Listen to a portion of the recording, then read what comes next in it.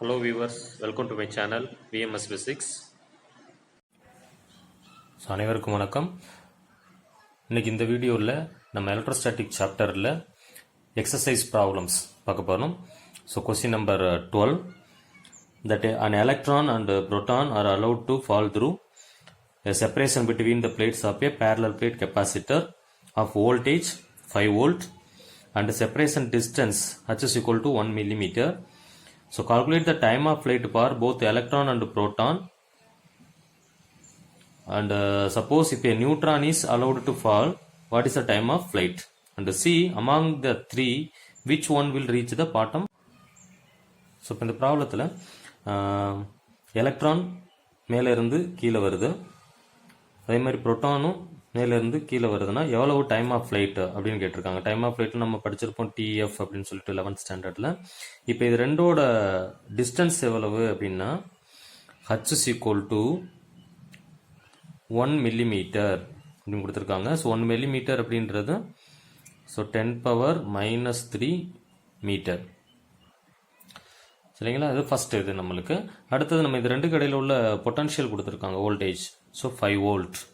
So V is equal to 5 volt. இது ரெண்டு தான் நம்மளுக்கு given datas. ஸோ ஃபர்ஸ்ட் இதை வச்சுக்கிட்டு என்ன பண்ணணும்னா இது ரெண்டு கடையில் ஃபீல்டு என்ன அப்படின்றத கால்குலேட் பண்ணிடலாம். ஸோ ஃபீல்டுக்கு ஃபார்முலா வந்து field is equal to potential divided by the distance separation. இங்கே distance அப்படின்றது யாருன்னா height h. So distance h. So which is equal to potential வந்து 5 volt, distance வந்து 1 millimeter. So 10⁻³ So this becomes 5 into 10⁻+3. So Newton Coulomb inverse. இப்போ இது வந்து நம்மளுக்கு field between the two plates. நம்ம என்ன கண்டுபிடிக்கணும், டைம் ஆஃப் ஃப்ளைட் டி கண்டுபிடிக்கணும். இப்போ நம்ம யாரை யூஸ் பண்ண போகிறோம் அப்படின்னா ஈக்குவேஷன்ஸ் ஆஃப் மோஷன்ஸ் அப்படின்றத நம்ம யூஸ் பண்ண போகிறீங்க. 11th படிச்சிருப்போம். அதில் second equations of motion S is equal to ut plus half at square அப்படின்றத யூஸ் பண்ண போகிறோம். இப்போ இதில் வந்து இந்த எஸ்ஸை வந்து என்ன பண்ணிக்கிற போகிறோம் அப்படின்னா ஹச் அப்படின்னு எடுத்துக்கிற போகிறோம், டிஸ்டன்ஸ் செப்பரேஷன். இதில் இனிஷியல் வெலாசிட்டி வந்து 0. ஓகேங்களா. தென் ஆக்சலரேஷன் யாருன்னா force by mass according to the Newton's law. இதில் வந்து force experienced by the charged particle வந்து ee. So ee by m, இது ஆக்சலரேஷன். இப்போ இந்த டேட்டாவை நம்ம இந்த ஈக்குவேஷன்ஸில் யூஸ் பண்ண போகிறோம். ஸோ இப்போ என்ன ஆகும், s is equal to h. So first term becomes 0 plus 1/2. So acceleration இஇ by m into t square. நமக்கு யார் வேணும், டி தான் வேணும். So first you have to calculate t square. T square is equal to this 2m goes to here. So 2hm divided by இஇ. ஓகேங்களா. இப்போ இதில் இருந்து நம்மளுக்கு டி வேணும் அப்படின்னா square root of 2hm divided by EE. So this is a required solution of this problem. இப்போ நம்ம என்ன பண்ண போறோம்னா இந்த ஈக்குவேஷன்ஸை வச்சுக்கிட்டு ஒரு எலக்ட்ரான் வந்து மேலேருந்து கீழே வரும்போது என்ன டைமு, தென் அதே இது புரோட்டான் வரும்போது என்ன டைம் ஆஃப் ஃப்ளைட்டு, சப்போஸ் ஒரு நியூட்ரான் மேலேருந்து கீழே வந்தாலும் என்ன டைம் ஆஃப் ஃப்ளைட் அப்படின்றத நம்ம கண்டுபிடிக்க போகிறோம். ஸோ 3 டேட்டா கண்டுபிடிச்சிட்டு can compare the 3 answers. Okay. So first வந்து நம்ம என்ன பண்ணலாம்னா எலக்ட்ரானு கண்டுபிடிச்சிடலாம். So a time of flight பாருங்க எலக்ட்ரான். ஸோ சப்ஸ்டியூட் பண்ணலாம். ரூட் ஆஃப் என்னது 2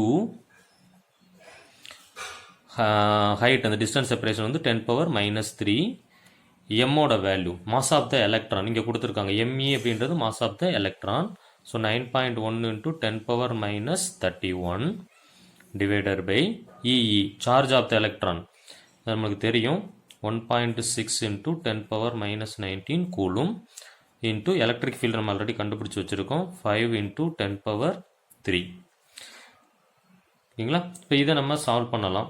சால்வ் பண்ணோம்னா time of flight t is equal to square root of, இதில் ஒரு 2 இதை கேன்சல் பண்ணலாம், 0.8 அப்படின்னு வரும். அடுத்து 0.8ஐயும் 5ஐயும் மல்டிப்ளை பண்ணோம் அப்படின்னா 4 வரும். சரிங்களா. மேலே வந்து 9.1 இருக்குது. So 9.1 divided by 4. இன்ட்டு இந்த பவர்ஸ் 10 பவர் ப்ளஸ் 19 மேலே வரும். இது மொத்தமாக எவ்வளோ இருக்குது 34 இருக்கு.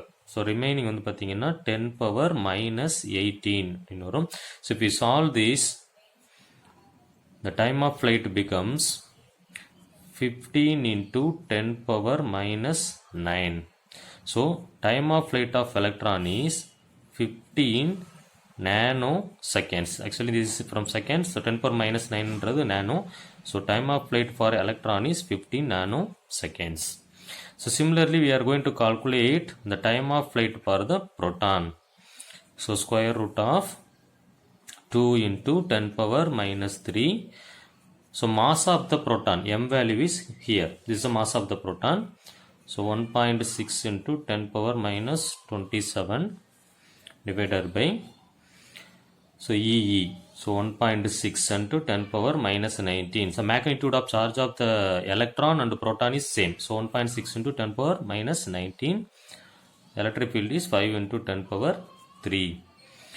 So இப்போ இதை சால்வ் பண்ணோம் அப்படின்னா TP becomes, இதில் அதே மாதிரி நம்ம கேன்சல் பண்ணலாம். கேன்சல் பண்ணோம்னா மேலே வந்து 1.6 இருக்குது டிவைடர் பை கீழே வந்து ஒரு 4 வரும்.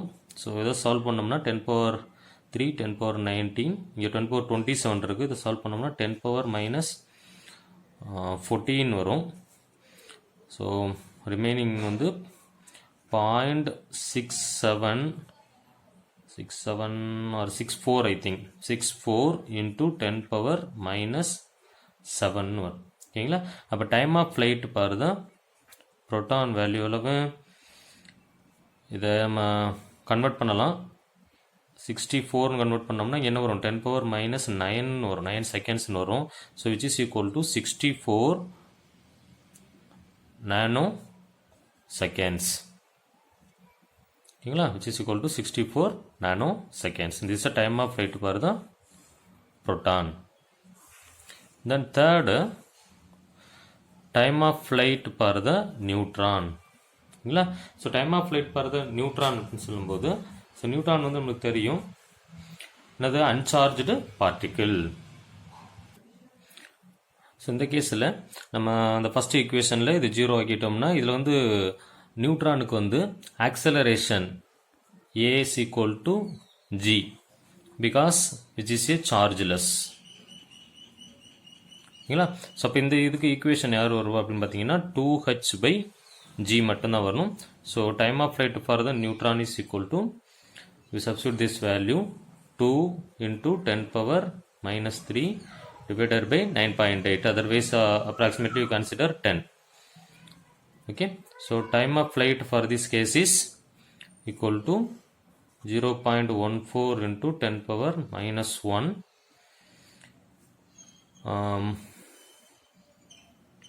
இதை நம்ம கன்வெர்ட் பண்ணோம் அப்படின்னா 0.14 not 0.14 into 10 power minus 3 seconds அப்படின்னு வரும். So time of flight is equal to 14 milliseconds. ஓகேங்களா? இப்போ இந்த 3 ரிசல்ட்டை நம்ம கம்பேர் பண்ணோம் அப்படின்னா யார் வந்து கம்மியான டைமில் இருக்காங்க அப்படின்னு பார்த்தீங்கன்னா எலக்ட்ரான் 15 நானோ செகண்ட், அதுக்கப்புறம் 64 நானோ செகண்ட், அடுத்தது 14 millisecond. Okay, so time of flight for electron is less than proton then neutron. So we will say that electron reaches first. So this is the answer for the third option. Among the three, which one reaches the bottom first? So electron reaches first. So question number 15. Capacitors P and Q have identical area of cross section A and separation D. The space between the capacitor is filled with the dielectric constant of epsilon r as shown in figure. Calculate the capacitance of the capacitors P and Q. ஓகேங்களா? இப்போ இதில் நம்மளுக்கு diagram 2 கொடுத்துருக்காங்க. These are the two parallel plate. This is called the capacitor. இப்போ இதோட distance separation என்ன சொல்லியிருக்காங்கன்னா D அப்படின்னு கொடுத்துருக்காங்க. இதோட ஏரியா கிராஸ் செக்ஷன் வந்து A அப்படின்னு கொடுத்துட்டாங்க. இந்த ரெண்டுக்குமே காமன் தான். இதில் இந்த மாதிரி என்ன பண்ணியிருக்காங்கன்னா ஒரு டயலெக்ட்ரிக் ஸ்லாப்பை இன்ட்ரோடியூஸ் பண்ணியிருக்காங்க. Dielectric slab. ஓகேங்களா? பாதி ஆஃப் ஆஃப் இதுக்கு இன்ட்ரடியூஸ் பண்ணியிருக்காங்க. இப்போ இந்த ப்ராப்ளத்தை நம்ம எப்படி அப்ரோச் பண்ணுறது அப்படின்னு கேட்டிங்கன்னா, ஃபர்ஸ்ட் இதில் பாதி இது வந்து டயலெக்ட்ரிக் ஸ்லாப் இன்ட்ரடியூஸ் ஆயிருக்கு, பாதி இது வந்து என்னென்னா ஏர் வேக்கம் அப்படின்ற மாதிரி இருக்கு. அப்போ இதோட ஏரியா ஆஃப் கிராஸ் செக்ஷன் என்ன ஆகுது அப்படின்னு பார்த்தீங்கன்னா, இது a/2, இது வந்து ஒரு a/2, வேற எந்த சேஞ்சஸும் கிடையாது. அப்போ ஒன்று வந்து ஃப்ரீ ஸ்பேஸ், இன்னொன்று வந்து என்னது மீடியம் அப்படின்றது ஒன்று இருக்கு. இப்போ நம்மளுக்கு கெப்பாசிட்டன்ஸோட வேல்யூ தெரியும் சரிங்களா. Capacitance of the parallel plate capacitor C சரிங்களா. இப்போ ஃபர்ஸ்ட் இதுக்கு வந்து நம்ம C1 எழுதிக்கலாம். ஸோ C1 அப்படின்றது ஃப்ரீ ஸ்பேஸில் இருக்கிறது. So epsilon naught A becomes a/2 divided by d ஓகேங்களா. ஏன்னா பேரல் பிளேட் கெப்பாசிட்டருக்கு ஃபார்முலா வந்து C = எப்சிலான் நாட் a/d அப்படின்னு இருக்கும். இதில் வந்து இந்த ஏரியாவுக்கு மட்டும். ஸோ இதோட ஏரியா வந்து அது a/2. So epsilon naught a/2 divided by d அப்படின்னு எழுதிக்கலாம். So this becomes epsilon naught a divided by 2d. ஓகேங்களா. அடுத்தது C2 எழுத போகிறோம்.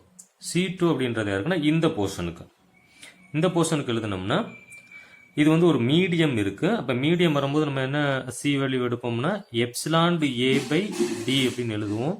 அப்படி இல்லைன்னா எப்சிலான் நாட் எப்சிலான் டார் a/d அப்படின்னு கன்சிடர் பண்ணுவோம். ஸோ இங்கே எப்சிலான் நாட் எப்சிலான் டார் a becomes a/2 divided by d ன்னு எழுதலாம்.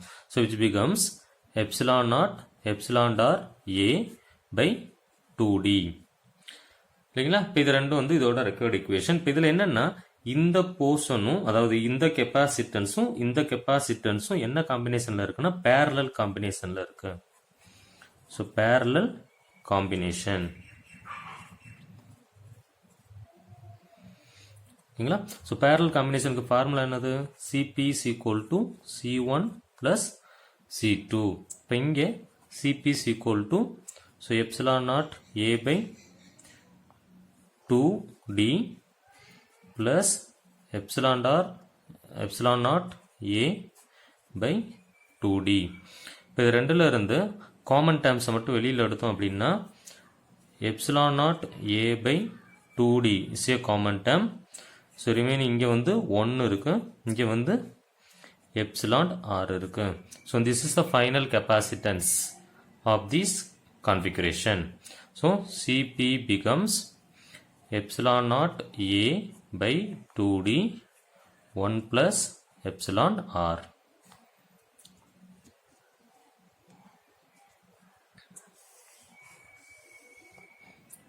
ஓகேங்களா.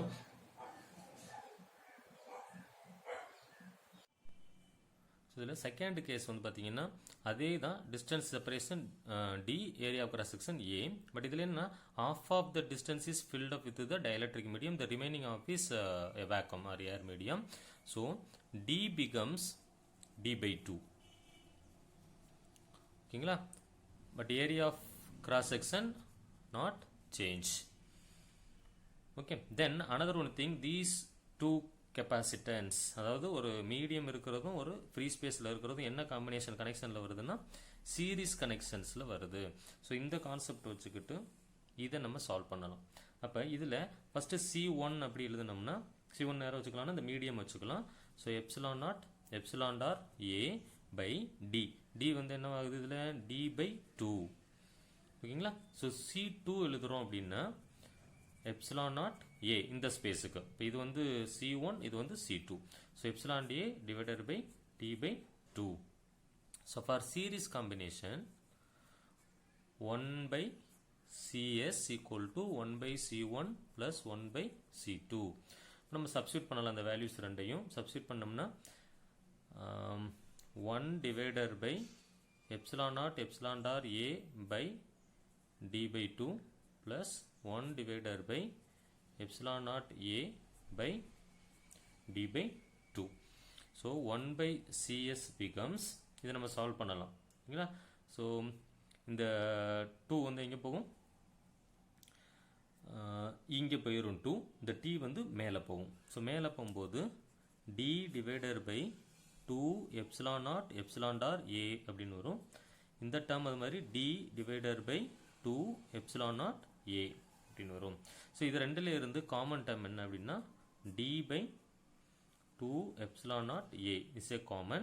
ஸோ ரிமைனிங் வந்து இங்கே 1 divided by epsilon r இருக்கு, இதில் வந்து 1 இருக்கு. ஓகேங்களா? ஸோ 1 by cs ஓட வேல்யூ வந்து இது இல்லை அப்படின்னா நம்ம இப்படி சார்ட் அவுட் பண்ணிக்கலாம். So 1 by cs equal to d by 2 epsilon naught a into 1 plus epsilon r divided by epsilon r. இதை கிராஸ் மல்டிப்ளை பண்ணி இப்படி சார்ட் அவுட் பண்ணிக்கலாம். நம்மளுக்கு வேண்டது வந்து cs கிடையாது, 1 by cs கிடையாது, cs வேல்யூ வேணும். ஸோ cs வேணும் என்ன பண்ணலாம், இதை ரெசிப்ரோக்கல் பண்ணிடலாம். So 2 epsilon naught a by d, இந்த வேல்யூ என்ன ஆகும், epsilon r divided by 1 plus epsilon r. ஓகேங்களா? So this is the final capacitance for the second configuration.